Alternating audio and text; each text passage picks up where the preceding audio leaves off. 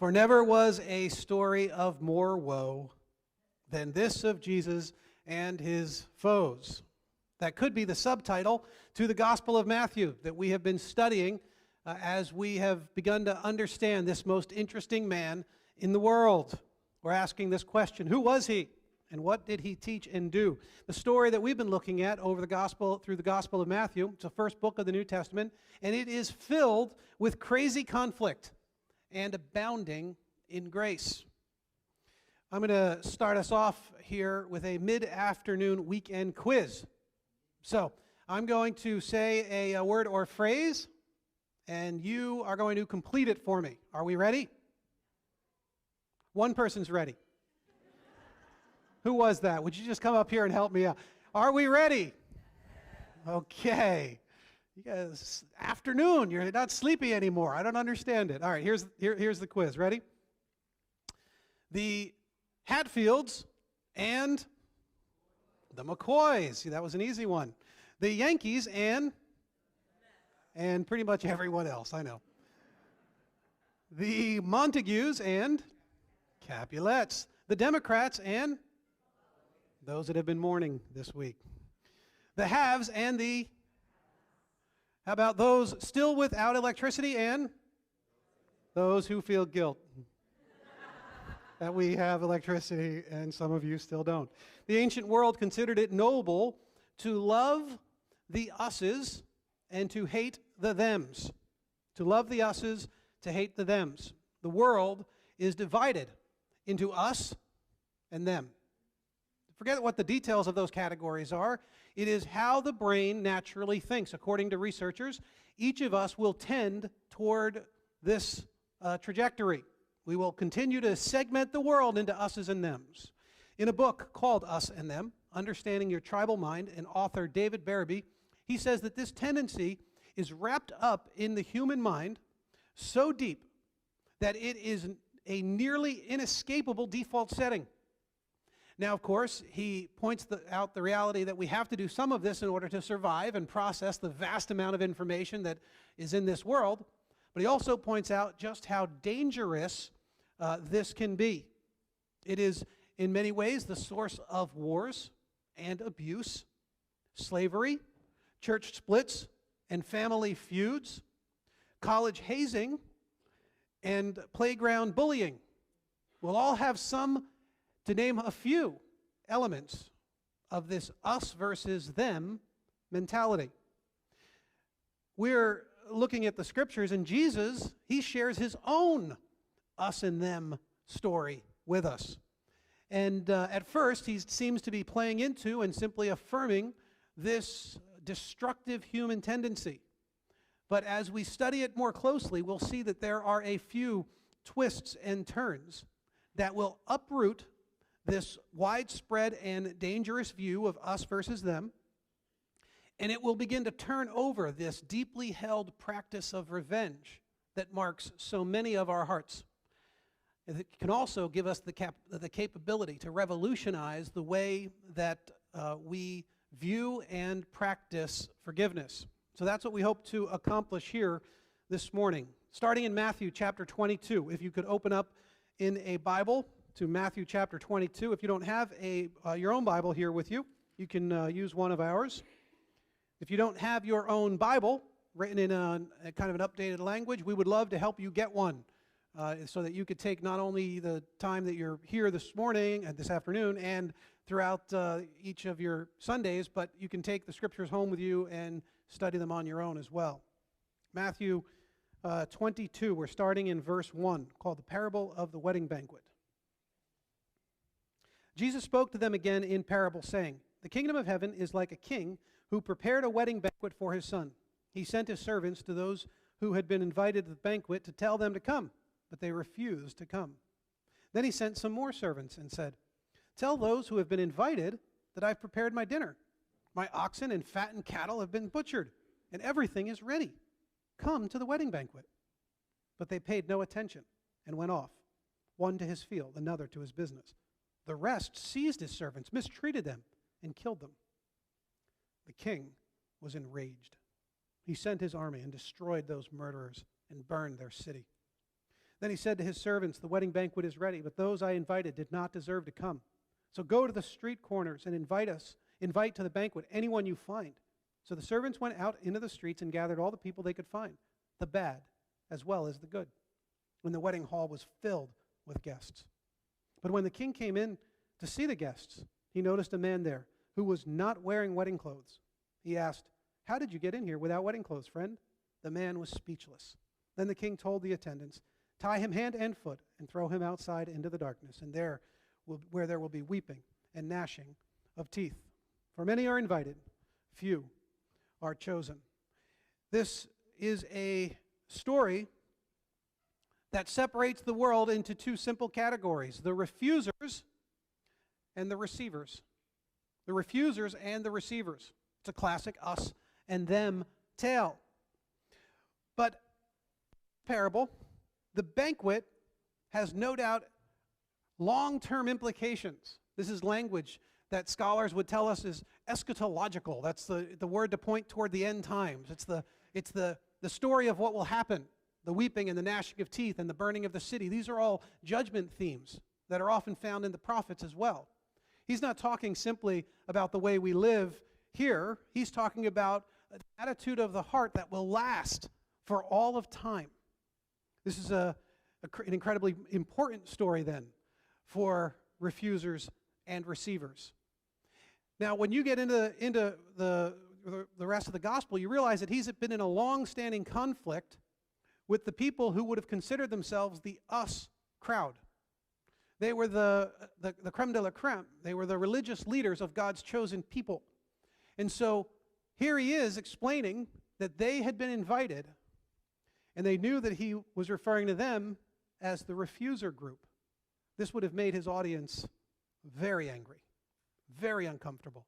He was not giving them a nice little story to make them feel good about themselves. He was slamming them with some of the most ferocious kind of imagery that he could muster in a parable.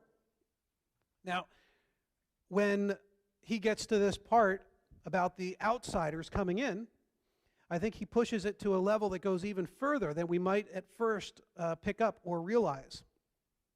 He said in verse 8, he said to his servants, "The wedding banquet is ready, but those I invited did not deserve to come. So go to the street corners, go out into the streets, the highways and the byways. Go to those on the outside of this in crowd, the uninvited. Go to them and invite them to the banquet. Anyone you can find," to kind of draw the point out. Anyone at all. Just go out there and bring them in. So his servants went out to the streets and gathered all the people they could find, the bad as well as the good. Now, the good Jewish people, they wouldn't even eat with Gentiles. They were considered dirty. They were considered to be somehow profane, and they would be ceremonially unclean. You can't share hospitality with them. And now we're saying not just the outsiders, but the bad. And I think he pushes it even maybe a little further. If we flip back to Matthew chapter 5, this is the very beginning of the teaching ministry of Jesus, back in the Sermon on the Mount. Matthew chapter 5, if you wanted to flip over there, verse 43. He says, "You've heard that it was said, 'Love your neighbor and hate your enemy.' But I tell you, love your enemies and pray for those who persecute you, that you may be children of your Father in heaven. He causes his sun to rise on the evil and the good, and sends rain on the righteous and the unrighteous." Catch that phrase, God, who in his mercy sends rain on the evil and the good. Same words. Same exact words. Now toward the end of his teaching ministry, he's revisiting these same two words, the evil and the good, given to us first in the context of loving your enemies. I think Jesus is saying, whereas those who thought they were the in crowd, the us crowd, they're finding out that the extreme thems, all of the enemies that they have around them, the Roman occupiers, all of those who have hated their nation for all of this time, now they're being received into the promised banquet that the king will have in honor of his son. There's no way to miss the implications of this. Something crazy is going on? How is this possible to begin to tell this group and us through it to love your enemies in this kind of a way? How can we be told that those who have betrayed us, who have actively worked to hurt us, who have planned our embarrassment and our humiliation, how can we love them in this kind of a way? See, the us and the them categories are beginning to break down. This is something new, something the world had not seen. Ancient religion, Zoroastrianism, it has no concept of divine forgiveness. It has appeasement, yes. So if the deity may be angry, you can make him happy somehow by doing some offerings, but not divine forgiveness, as if you had sinned against the sovereign, the king, the deity, and now he's granting you forgiveness. Hinduism and Buddhism. Now, they have karma, which many would argue is the exact opposite of divine forgiveness. It's you getting what you deserve. It's you getting payback for whether you were good or bad. That isn't divine forgiveness. Even when Islam flirts with the idea, you could argue that it was picked up from its Judeo-Christian background, having come later. This was something new, something that the world would desperately need. And when Jesus comes on the scene, I think he understood just how explosive this teaching was and how difficult it would be for us to begin to wrestle with. You could go through the Gospel of Matthew and pull out on nearly every page, it seems, some hint or explicit teaching related to this. If you were to go all the way back to Matthew chapter 3, the story of Christ begins with the Magi, the foreigners, the outsiders, worshiping the king, while the insiders were not. In Matthew 5, we saw a whole series of these turn the other cheek, love your enemy kinds of things. In chapter 6 of Matthew, we were told to forgive or forego our own forgiveness. In Matthew chapter 8, a centurion, a captain of the enemy occupying forces, has faith in Jesus, and Jesus says, I haven't seen faith like this in all of Israel. He just lifts and exalts the outsider in this way. Matthew chapter 9, he calls Matthew, the Matthew who we're reading. Matthew was a tax collector. That means he was a Jew who was extracting money from his people to pay for the occupying force. Not a popular guy in his day. Matthew chapter 11, he calls a woe, a warning onto the Israelite towns that had not received him. He compares them to the pagan Gentile cities from outside that had been destroyed, but had they seen what they have seen, they would have been repentant. See, he's comparing them to the ultimate thems. Matthew 12, he's asked for a sign. He says, I'll only give you one sign, the sign of Jonah. And we like to look at that as the 3 days in the belly of the great fish plus the 3 days in earth, which of course is obvious. He tells us that's what it means. But we also got to remember the story of Jonah, the reluctant prophet who did not want to go to them.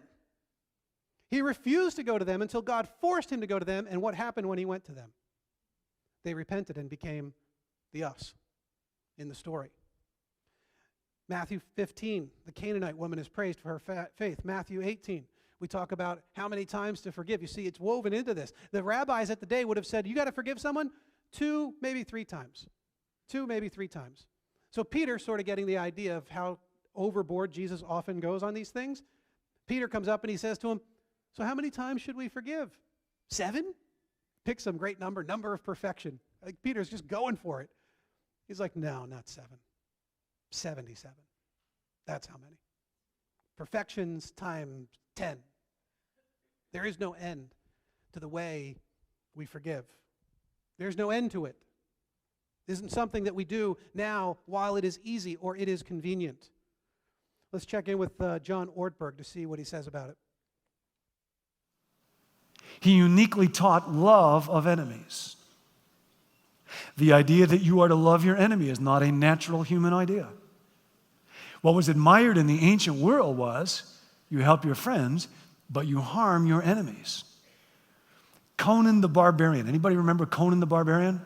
was actually paraphrasing Genghis Khan, a historical figure, when he gave his famous answer to the question, what is best in life? And he said, to crush your enemies, see them driven before you, and hear the lamentations of their women. But there was once a man who said, what is best in life is turn the other cheek. Go with them 2 miles. Love your enemy. And those were not just words. When that man died, it is written that he said about those who were executing him, Father, forgive them. They do not know what they do. And his followers remember this, the life of this strange, obscure, penniless man and his death. They began to die the same way. Nero would take followers of Jesus and cover them with pitch and use them as human torches to light gladiator games. And this went on and off for 3 centuries. And their response was not to dream of revenge or start an armed revolt, but to love. This association of this man Jesus, whatever you think about claims of divinity, this man Jesus and love for enemies is so strong that a historian, not a Christian, Hannah Arendt, a great Princeton thinker, wrote, the discoverer of the role of forgiveness in the realm of human affairs was Jesus of Nazareth. Who was this man? He inspired a man named Tolstoy. And his book, Resurrection, in turn, inspired a lawyer named Gandhi to start a community movement of reconciliation. The last letter Tolstoy wrote to anybody outside of his family was to Gandhi to praise this self-sacrificing love of Jesus. In the most famous speech in the United States of the 20th century, Martin Luther King actually departed from his script when he was at the mall in Washington, D.C., to quote the Bible, that one day justice will roll like waters, righteousness like a mighty stream. And the crowd that was gathered there could not keep quiet, and they started yelling, tell it, amen, preach it, like a church crowd, not like a Summit Church crowd, like the kind that answers you back while you're talking. And King could not go back to his script. Mahalia Jackson, the great singer, piped out like out of the choir, tell him about the dream, Martin. And he started talking. I have a dream. I have a dream that one day, and he talked about what it would be like if all children, every color, was to join hands. I have a dream of a world that is not yet, but that one day will be. That is not here, that's going there. It was not a secular dream. It was inspired by the one Martin Luther King followed, by the Jesus whose name and life draw us here today. See, the real question is not who was this man. The real question is who is this man? Who is this Jesus? He is the hinge of history. He is the hope of the oppressed. He is the inspiration of the despairing. He is the King of kings. He is the Lord of lords. He is the greatest teacher that ever taught. He is the greatest mind that ever thought. He offered the greatest gifts ever given. He wants the greatest movement ever known. And the reason that we must marvel at this man is his work is not done yet. In our story in chapter 2 of Matthew 22, we see that God will woo them with this bountiful feast. He goes in there and he says, it's going to be a great party. Tell them to come. I got all the best food. See, he is without shame trying to tell us how spectacular it would be to receive his great gift. This carries over into the language of salvation throughout the scriptures. He's constantly saying, you've got to try it. You've got to check it out. Please come. Don't refuse me. He's pleading with us. The king need not plead with anyone. And here he is pleading with us. Please come, taste, see what I have to offer. And when we do that, we receive that great gift. The refusers say, no. No. They don't need the king and his gifts. It says in verse 5 that they paid no attention. This guy went to his field. This guy goes to his business. You have things that are more important than to receive the gift that the king is giving to you? You have things to do. It doesn't capture your attention enough that the all-powerful sovereign king of the land is offering you. You got better things on your list there? Really? And the rest get even worse. They go hostile in verse 7. They treated the servants, they treated them shamefully, and they killed them. See, you get into a story like this and you begin to see that there's only one real us and them category. There is all of us who stand outside of God's great love and grace. And there is them, the Father, the Son, the Spirit. And He's constantly pressing in. He's trying to get into this crowd with us. Because when the tables are turned, He will be the only us crowd in town. He's saying, please, please, don't refuse it. Receive it. I think the story is even written in such a way, like now you'll see the king destroys them, which is harsh to our ears. But in that day, you would understand. This is the king. You don't attack his men. It's not. You should expect what was to come. You'd be a fool first to reject his gift, then to attack his men. This is moronic. I think he's painting a picture such that we don't want to be the stupid person in the story. I think he's painting it in such a way that we're like, all right, well, I'm smarter than that at least. Like, you don't want to get like a bad. I came across some of those bad performance reviews. Where people write down like a job performance. I'm sure none of these will ever show up on your performance reviews, but here's a couple that I liked. This one is not the sharpest knife in the drawer. It's a good way of saying it. Got into the gene pool while the lifeguard wasn't watching. This gentleman was so dense, light bends around him. The wheel is turning, but the hamster is dead. My favorite, he has delusions of adequacy. I think this parable is written in such a way that we don't want to be there with delusions of adequacy. We don't want to be so dense and stupid. Obviously, why would we do that? We got the great gift. We got the great party. Why would we in any way resist this? And all can receive this gift of the banquet. All have been offered forgiveness. And forgiveness is simply the canceling of our debt and the restoration of the lost relationship. In human relationships, the way this plays out is that if we cling to the old way of viewing things, us versus them, then people become our enemies. They become our obstacles.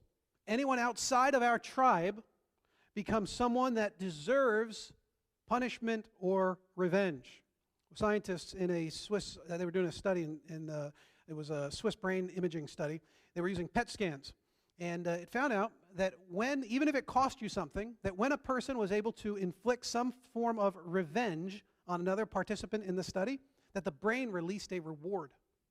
That you are literally getting a chemical reward for extracting revenge. Talk about hardwired into us. We like it. Even when it costs us something, we're willing to do this, to lash out, which helps explain why it is that when a sports team loses, fights break out. Are you kidding me? Your team lost. Now we're going to start burning cars? This also explains why a child will die to get into the right fraternity through hazing rituals. What are we trying to do? Distinguish between us and them. And you jump in, make sure you get in. We try to keep up with the Joneses because we want to be counted as part of their tribe. And when we can't get into their tribe, then we have nothing but nasty things to say about their tribe.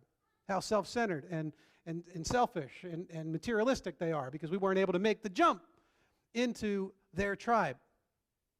This is why churches have split and families will lie in ruins as siblings will fight for decades on end because they will not consider canceling a debt or seeking reconciliation. They don't need it. They're too busy for it. They're hostile to the idea.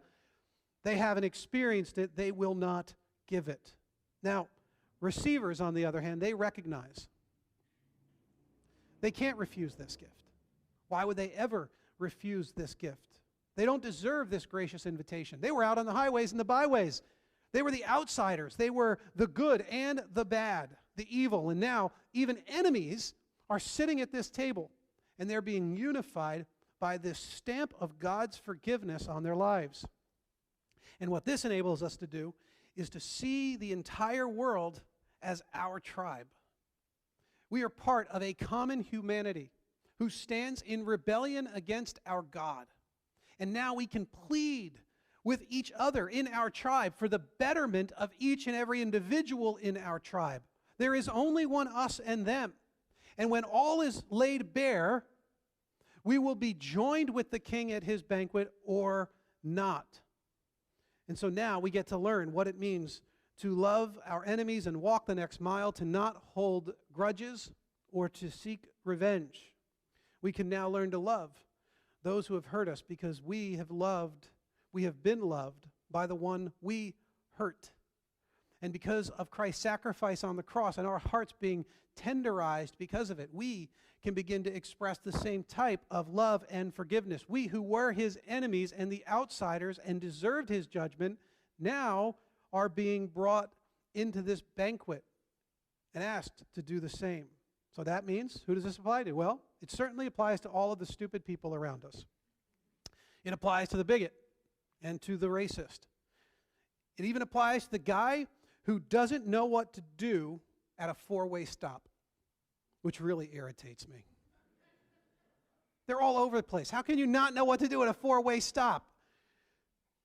If you have been betrayed, you know that somebody has been out to destroy your reputation. They have, in fact, been planning your humiliation. Any past lovers who have become haters, any of those people in your life who are the salt in the wound pourers, the ones who will stick you when you're down, when you've been hurt deeply, and you have the taste of revenge in your mouth. This, a lifetime of enemies from our past and opportunities abounding from those who oppose or despise us today.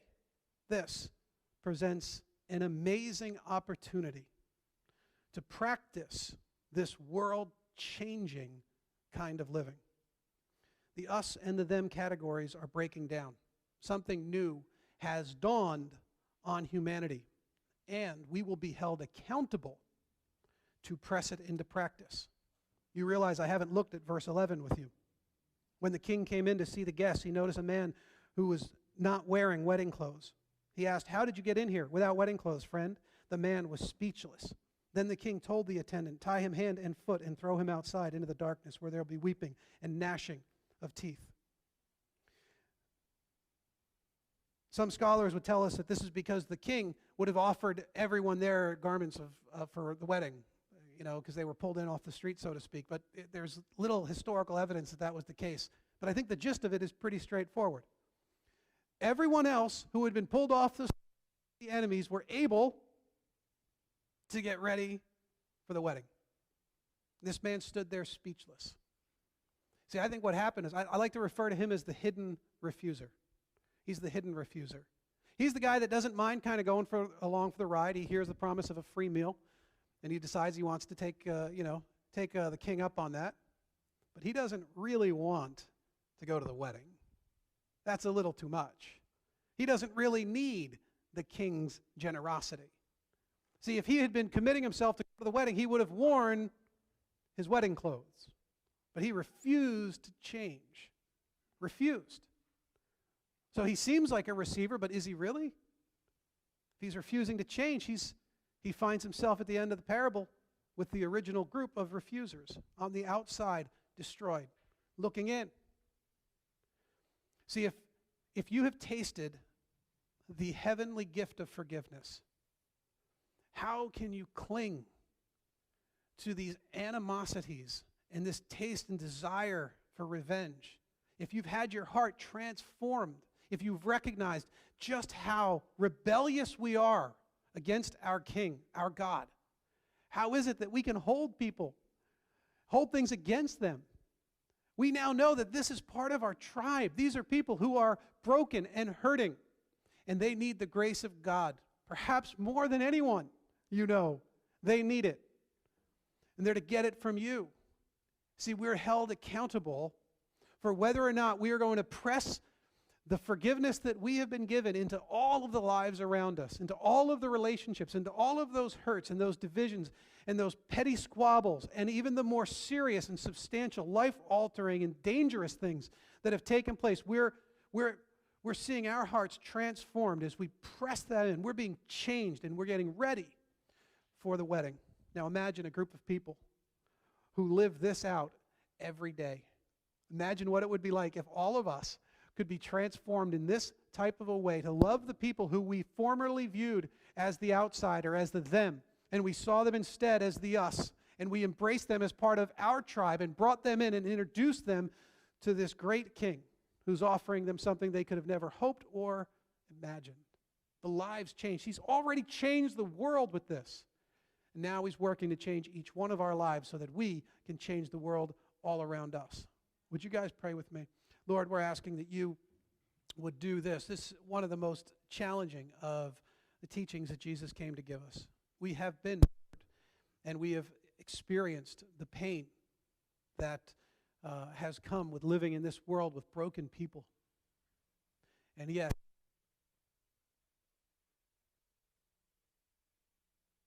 a way that is so countercultural. Father, please give us the power to do this.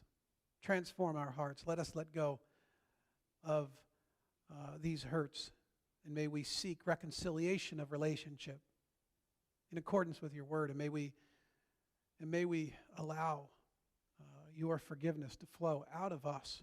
Lord, there are some here who are still refusing. I pray that you'd soften their hearts. Turn them into receivers, even here and now. May they submit themselves to your graciousness. May they take you at your word and trust you. We pray this all in Christ's name. Amen.